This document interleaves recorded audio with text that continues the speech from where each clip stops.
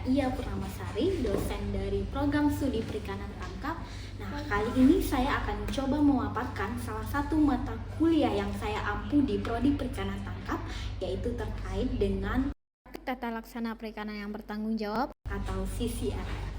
CCRF mempunyai bobot sebanyak 1 SKS.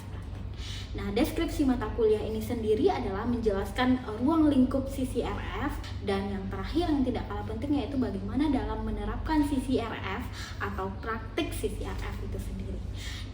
Nah, untuk metode pembelajaran yang akan saya gunakan dalam mata kuliah CCRF ini yaitu dengan metode ceramah, diskusi kelompok, dan yang terakhir yaitu praktek.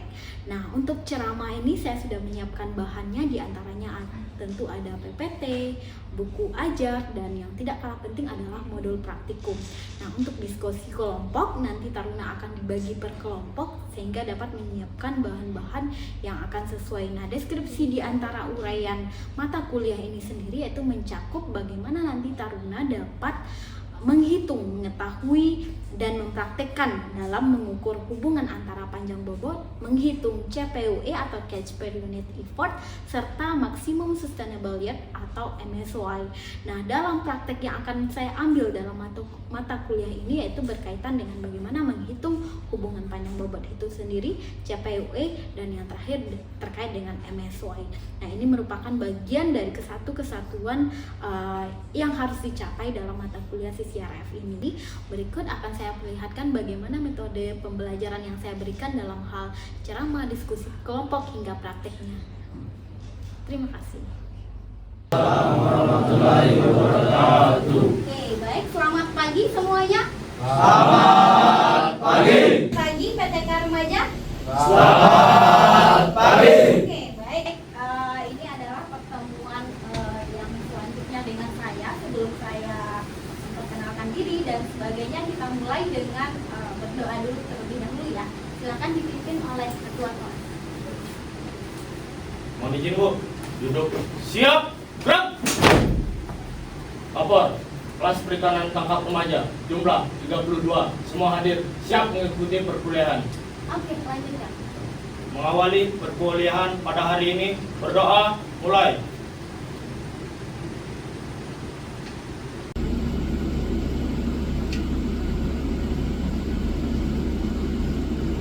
Berdoa, selesai. Istirahat di tempat, gerak. Selamat pagi. Oke, selamat pagi semuanya. Untuk taruna dari program studi perikanan tangkap, sebelumnya saya akan memperkenalkan diri saya lagi, yaitu nama saya Iya Purnamasari, bisa dipanggil Bu Sia, dosen dari program studi perikanan tangkap. Siap untuk mengikuti perkuliahan kali ini? Siap. Oke, baik. Untuk mata kuliah kita di pertemuan kali ini, yaitu kita akan membahas terkait dengan tata laksana perikanan yang bertanggung jawab atau CCRF. Di sini akan menjelaskan bagaimana terkait dengan, bisa dilihat slide-nya terlihat semua sampai belakang ya. Ini terkait dengan dinamika populasi lingkungan perairan. Nah, di sini akan saya berikan teori dulu terkait di dinamika lingkungan perairan itu sendiri. Ada 3 pokok bahasan yang penting kalian ketahui, yaitu yang pertama hubungan panjang dan bobot ikan, yang kedua bagaimana catch per unit effort, hasil tangkapan dibagi dengan upayanya, dan yang terakhir adalah MSY atau Maximum Sustainable Yield. Itu untuk melihat stok atau kajian stok ikan, berapa yang diperbolehkan untuk ditangkap agar suatu perikanan itu tidak dikatakan overfishing. Oke, itu pendahuluan awalnya. Untuk mulainya saya akan langsung ke bagian pertama di pendahuluan. Adik-adik bisa lihat ke depan semuanya. Di teori ini sudah saya jelaskan sebelumnya juga. Mungkin di pertemuan sebelumnya seharusnya adik-adik sudah sangat paham dengan yang namanya ruang lingkup terkait dengan tata laksana perikanan yang bertanggung jawab itu sendiri. Di sana ada berapa pasal? 12 ya. Nah, itu seharusnya sudah kalian dapatkan di pertemuan sebelumnya. Untuk pertemuan kali ini kita akan fokus ke dinamika populasi lingkungan perairannya. Di Dimana kalian bisa lihat ke depan di bagian ini sudah saya sediakan gambar yang itu menjelaskan bagaimana pentingnya untuk apa kalian perlu mengetahui terkait dengan hubungan panjang dan bobot, CPUE dan MSY itu sendiri. Nah, kalian bisa lihat di sini bahwa stok yang ada di perairan itu kalian lihat di bagian stok yang dieksploitasi, ikan itu mengalami yang namanya pertumbuhan dan rekrutmen atau ikan itu akan bertumbuh. Rekrutmen berarti dia akan lahir terus ya. Nah, ikan-ikan ini yang nantinya akan dieksploitasi itu akan menghasilkan yang namanya mortalitas tangkap. Selain mortalitas tangkap, bisa juga dia mati. Mortalitas tahu ya apa? Apa mortalitas? Kematian. Good. Berarti kalian sudah pegang poin pentingnya, kematian. Kematian ikan secara alami dan secara ditangkap. Yang siapa yang menangkap di sini? Manusia. Kalian ya, manusia ya. Terutama untuk prodi perikanan tangkap. Pas. Nah, di sini ada peran kalian ternyata yang menyebabkan ikan itu mati. Nah, kalau seperti ini bagaimana? Bayangkan kalau ditangkap terus-menerus oleh kalian tanpa adanya satu batasan atau landasan tertentu yang membatasi agar tidak berlebih menangkapnya. Kalau ditangkap terus-menerus itu akan menyebabkan ikan tersebut kolaps, mati, atau mortalitasnya bertambah. Nah, untuk mengantisipasi itu semua, disinilah pentingnya kalian melakukan yang namanya kajian stok. Nah, kajian stok di sini itu dilihat dari hasil upaya tangkap yang kalian peroleh itu nanti dari hasil tangkapan itu. Yang pertama kalian bisa melihat dari apa? Dari menghitung hubungan panjang dan bobotnya tadi. Setelah keluar hubungan dan panjang dan bobotnya itu nanti kalian bisa cek kondisi ikannya, itu dinamakan dengan faktor kondisi. Apakah kondisi ikannya ini baik-baik atau sedang tidak baik-baik saja, itu salah satu indikatornya bisa dilihat dari hubungan panjang dan bobot. Bisa juga dinilai dari yang namanya catch per unit effort, artinya hasil tangkapan. Itulah pentingnya kalian melakukan yang namanya kajian stok, yaitu mengukur hubungan panjang bobot tadi, CPUE serta MS. Sampai sini paham? Clear? Oke, paham ya? Clear yang di belakang paham ya? Dengan bisa dilihat slide-nya terlihat semua sampai belakang ya. Ini terkait dengan dinamika populasi lingkungan tersebut berbentuk isometrik atau alometrik. Oke.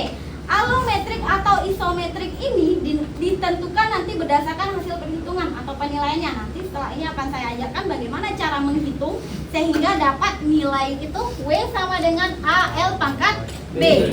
W ini adalah bobot tubuh ikan, L adalah panjang ikan, A dan berarti nilai B-nya nanti akan ketemu sama dengan T3. Berarti pola pertumbuhannya adalah isometrik. Di sini artinya nilai B-nya lebih dari T3. Itu aja kata kuncinya kan positif ya. Berarti nilainya harus lebih dari T3. Nilai B akan lebih dari 3 maka tergolong alometrik positif. Yang negatif berarti nilainya berapa? Menyatakan pendapatnya terkait dengan alometrik positifnya B besar dari T3. Itu artinya apa? Maksudnya itu Bu, panjang bobot lebih cepat daripada pertumbuhan.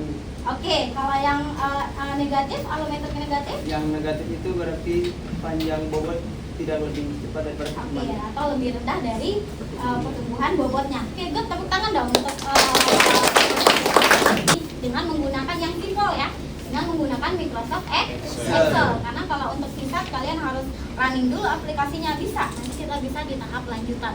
Nah, untuk awalnya sebelum melakukan uji mengambil satu sheet, nanti mulai di saat di TEVA langsung mengukur ikannya. Ikannya nanti ada di TEVA PAL atau saya bagikan, ada baki di sana juga nanti kita pinjam ya. Oke, jadi ini ada 5 nggak pengukur? 1, 2, 3, 4, 5, 6, 7, 8, 9, 10, 11, 12. Ada 12. Kalian berapa kelompok? 5. Berarti ada yang dapat 2, ada yang dapat 3.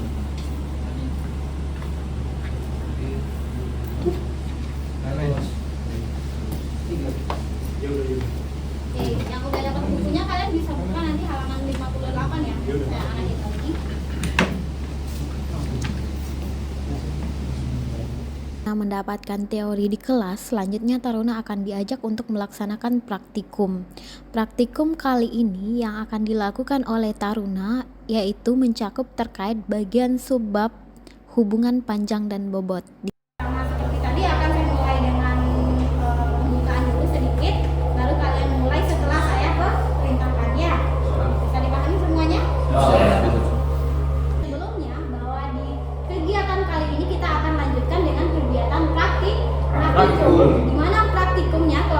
sudah dibagi menjadi 5 kelompok mulai dari kelompok 1, 2, 3, 4 hingga 5. Di dalam kegiatan praktikum ini kalian akan mengukur yang namanya hubungan panjang dan bobot, mengukur panjang ikan dan bobot ikan. Di depan kalian sudah tersedia alat pengukur ikannya dan juga sudah tersedia timbangan digital. Nah, nanti ukur panjang yang diukur panjang apa? Panjang total atau panjang kalian akan mengukur panjang cagak ikan. Panjang cagak ikan dimulai dari mana sampai mana?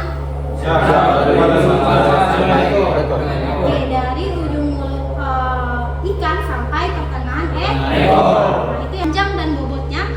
Setelah orang pertama tukar dengan orang kedua, itu seterusnya sampai selesai. Lihat sheet yang sudah ada di depan, ada panjang yang kalian ukur itu berapa, lalu ada ukuran bobot. Nah, ini jangan dipindah-pindah, tetap di tempatnya, nanti orang berikutnya akan mengisi sesuai dengan yang ada di sheetnya. Bisa dipahami sampai di sini? Untuk panduan praktikumnya sudah ada di buku ini, sampai dengan 60-an sudah kalian baca sebelumnya. Nah, oke, kalau sudah praktekkan di sini bagaimana kalian bisa mengukur ikan dari panjang cagak hingga bobot secara tertib ya, bisa dipahami? Oke, berdirinya bisa tegak semuanya? Oke, 1, 2, 3, silakan.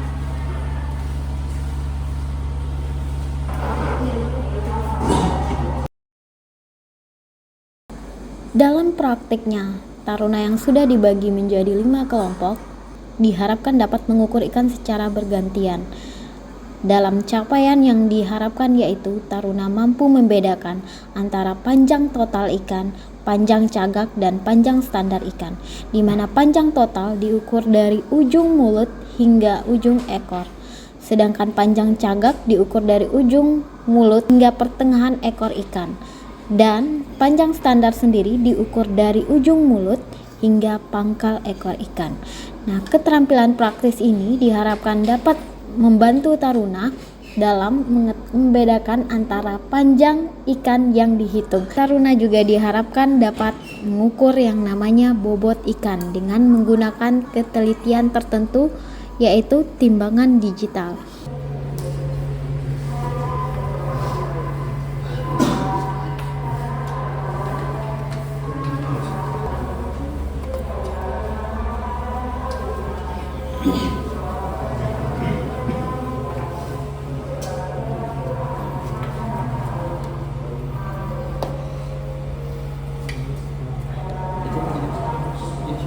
Ikannya diganti ya, jangan ukur ikan yang sama.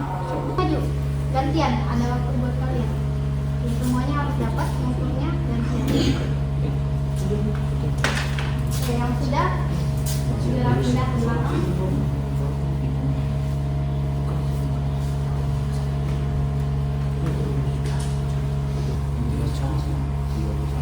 Udah, bisa. Udah ditimbang.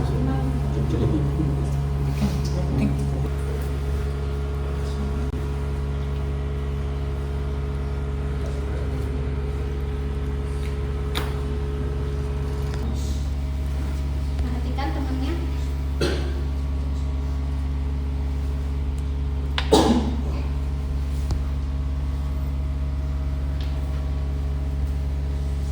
Jika ada pertanyaan, tanya saya dengan temannya. Oke? Kelompok 5 sudah? Oke, kelompok 3 sudah? Sudah. Oke, sudah kembali ke orang pertama. Oke, tepuk tangan untuk kalian semuanya.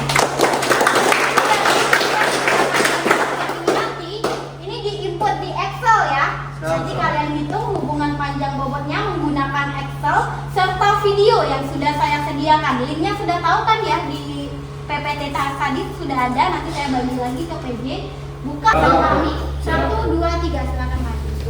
Taruna yang sudah dibagi menjadi 5 kelompok melaksanakan kegiatan praktikum ini secara bergantian 2 kelompok. Baik, kali ini kita akan melanjutkan praktek dari bagian yang sebelumnya sudah Ibu ajarkan, yang sebelumnya sudah kita ambil datanya di lapangan, yaitu mengukur panjang dan bobot. Betul ya? Nah, saat ini data panjang dan bobot itu akan kita input untuk dianalisis, karena supaya tahu hubungan panjang dan bobotnya seperti apa, kita harus melakukan analisis dengan menggunakan apa? Excel paling sederhana. Sebagaimana adik-adik bisa lihat di depan di layar monitornya, bisa dilihat bahwa rumus dari hubungan panjang dan bobot itu sendiri adalah sama dengan W sama dengan AL pangkat B. Sebenarnya untuk teori sudah didapatkan di minggu sebelumnya. Namun di kegiatan praktik kali ini akan lebih ditegaskan bagaimana data yang sudah kalian ukur, panjang total, panjang caga atau bobot-bobotnya kemarin, itu bagaimana kalian bisa untuk menganalisisnya. Analisisnya pakai apa? Namanya sebenarnya adalah regresi linear sederhana. Itu sebenarnya untuk panjang dan bobot ini hubungannya tidak linear atau non linear, sehingga dia harus dilinearkan.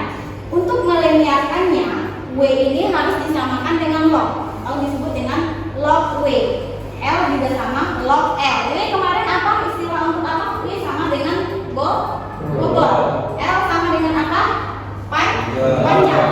Oke, untuk eksekusi kali ini kita langsung saja supaya tidak berlama-lama. Kalian sudah dapatkan teorinya, praktikumnya, modulnya juga sudah ada, bahan ajarnya juga sudah lengkap.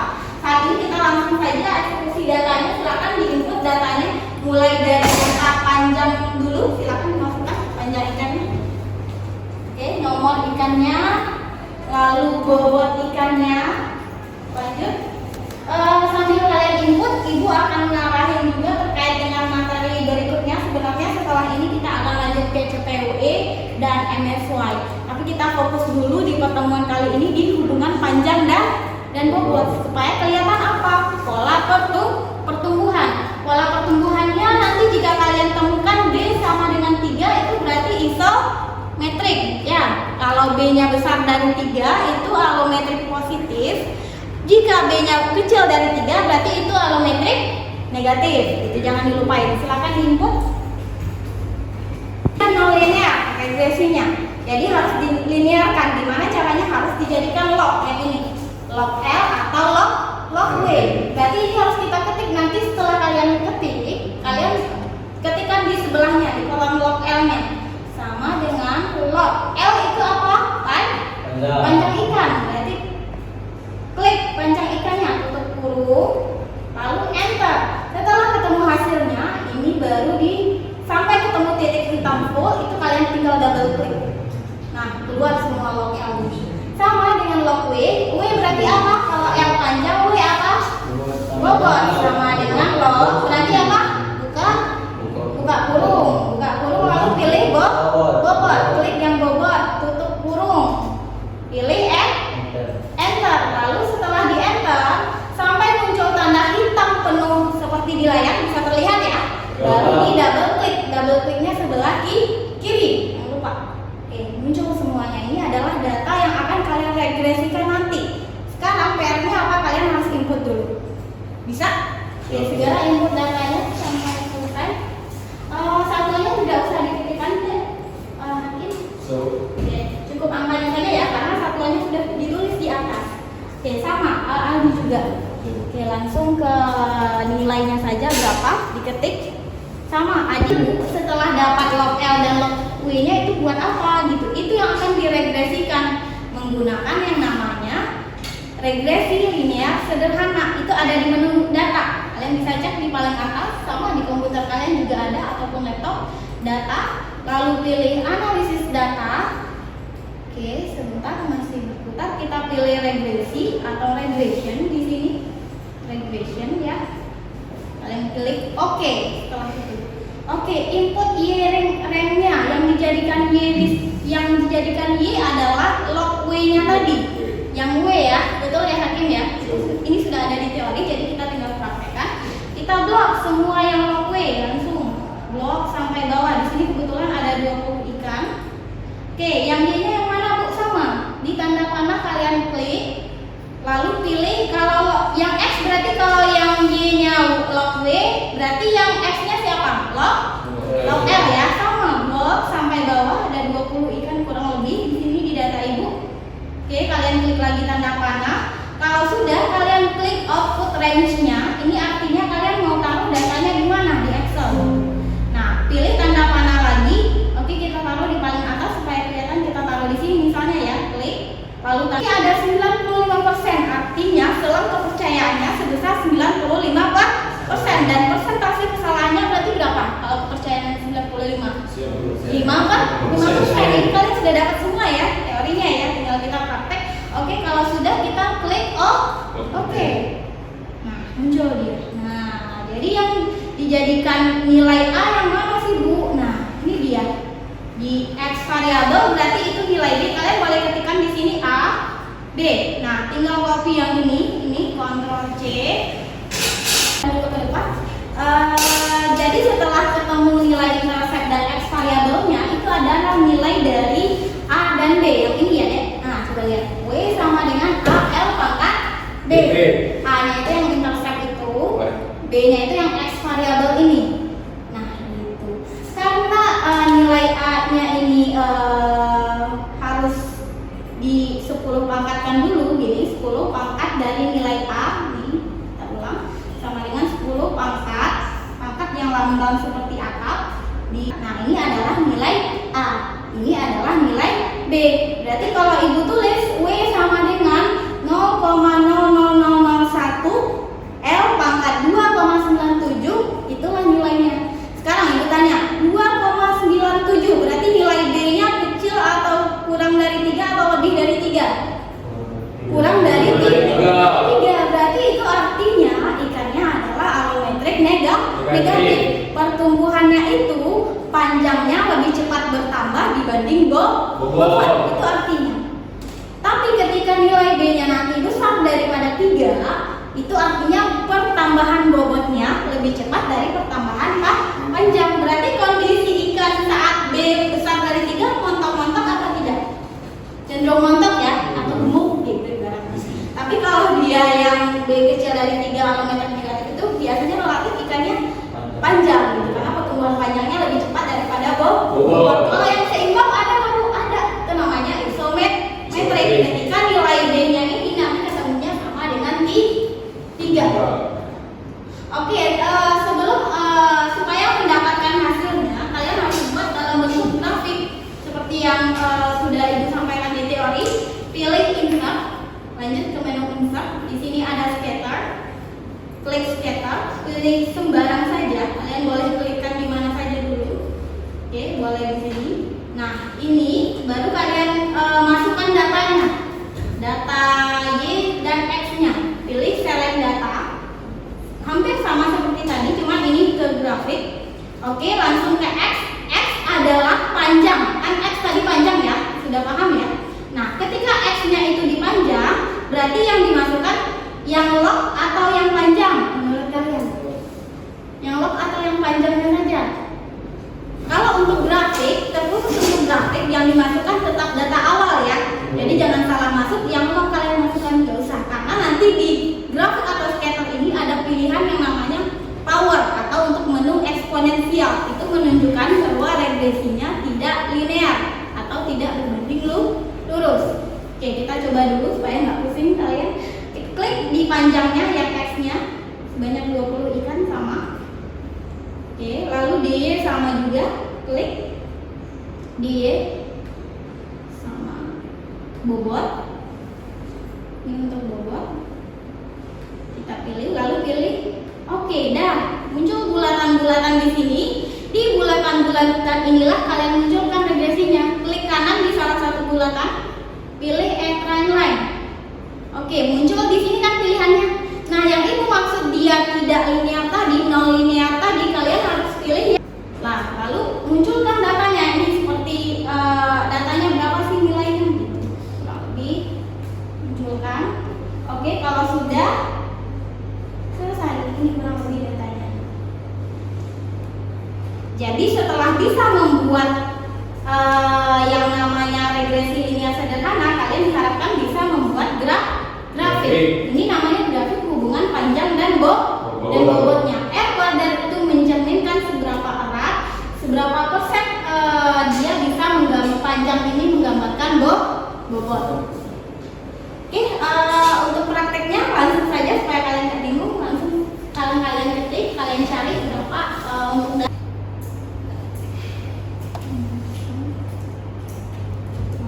semua. Jadi ini adalah apa saja. Berarti kalau nilai B-nya 3,22 itu alometrik apa? Positif yakin? Kenapa? Karena ada risiko. Nilai B-nya di atas 3. Berarti kondisi ikan yang kalian cek gimana, cenderung apa? Pertumbuhan bobotnya lebih cepat daripada panjang. Berarti itu dinamakan dengan alometrik positif. Oke, berarti ikan yang kalian ukur kemarin, yang kalian dapatkan di PPI, kalian ukur panjang dan bobotnya, ternyata kalau pertumbuhannya itu cenderung bersifat alometrik positif karena nilai B-nya lebih dari 3. Bagi yang belum selesai tetap melanjutkan supaya bertemu hasilnya seperti Randy. Bagi yang kesulitan boleh respon, tanya ke ibu atau temannya juga boleh. Oke, silakan, karena sebentar lagi waktunya habis, dicoba kalian lihat ke depan. Di depan ini adalah perkenalan project dari yang sudah ibu buat. Bagaimana sudah ibu share ke kalian di bagian project, nanti kalian bisa cek. Sorry, ibu langsung ke project saja. Di bagian project itu terdapat video ya, sebenarnya sudah ibu sediakan juga video supaya membantu kalian ketika tidak mengerti di sesi pertemuan dengan ibu, karena pasti kalian harus mengulangnya dengan banyak dan sering. Itu yang selalu ditekankan ke ibu dan selalu ibu bawa sampai sekarang. Kalian harus mengulangnya sebanyak mungkin sampai kalian benar-benar bukan hafal lagi tapi paham gitu. Kalian bisa ngajar dengan teman, ngajar dengan adik kelas, itu berarti kalian sudah dikatakan paham. Nah, untuk menambah pengetahuan kalian nanti pas saat di luar sesi ini, di luar sesi praktikum kali ini, karena ibu yakin tidak semua paham, tidak semua mengerti, jadi ibu tugaskan untuk nanti di rumah tetap baca atau tonton video yang telah ibu sediakan. Di sini ada terkait dengan praktikum pertumbuhan bobot ikan, itu adalah yang kalian lakukan saat ngambil data kemarin. Ingat ya, saat membuat panjang, bobot, itu ada di video 1. Untuk video 2-nya ini yang kalian lakukan saat ini, praktikum yang kalian lakukan saat ini, itu bagaimana kalian menganalisis dengan menggunakan regresi. Nah, ini kalian bisa tonton di video kedua ini, kalian bisa cek lagi, buka lagi videonya supaya kalian benar-benar paham tadi si PR ibu, karena ibu yakin nggak semua paham dari pertemuan di kelas ini. Oke, bisa dipahami ya. Nanti kalian bisa cek di linknya, silahkan kunjungi YouTube-nya, kalian bisa belajar dari sana banyak sekali. Oke, itu saja untuk pertemuan praktikum kali ini. Kita tutup dengan doa, karena tadi baru mulai dengan doa. Silahkan satu orang pimpin doanya. Baik, itulah gambaran terkait dengan mata kuliah yang saya ampu, yaitu praktik tata laksana perikanan yang bertanggung jawab atau CCRF. Nah, untuk bobot penilaian sendiri yang akan saya berikan terhadap taruna yaitu kuis terdiri dari 10%, observasi atau kegiatan praktikum yang dilakukan taruna sebesar 40%, selanjutnya berupa presentasi secara berkelompok oleh taruna sebesar 20%, dan yang paling akhir adalah laporan akhir praktek yang dikumpulkan secara berkelompok sebagai bentuk tugas kelompok sebesar 30%. Nah, capaian pembelajaran lulusan yang diharapkan di mata kuliah ini sendiri sudah mencakup dimensi sikap, pengetahuan, keterampilan umum, hingga keterampilan khusus. Sementara itu, untuk capaian pembelajaran mata kuliah di mata kuliah ini yaitu diharapkan taruna mampu menerapkan faktor-faktor yang mempengaruhi optimalisasi energi dalam industri penangkapan ikan, menghitung tingkat keramah lingkungan alat tangkap, menelaah pentingnya selektivitas alat tangkap, menghitung dinamika populasi lingkungan perairan, dan yang terakhir taruna diharapkan mampu menerapkan CCRF dalam kegiatan penangkapan ikan. Nah, dari kegiatan perkuliahan yang sudah saya gambarkan ini itu mencakup sub CPMK dari menghitung dinamika populasi lingkungan perairan, di mana di dalamnya terdapat terkait dengan menghitung hubungan panjang dan bobot, CPOE hingga MSY. Mungkin demikian yang dapat saya sampaikan. Terima kasih. Wassalamualaikum warahmatullahi wabarakatuh.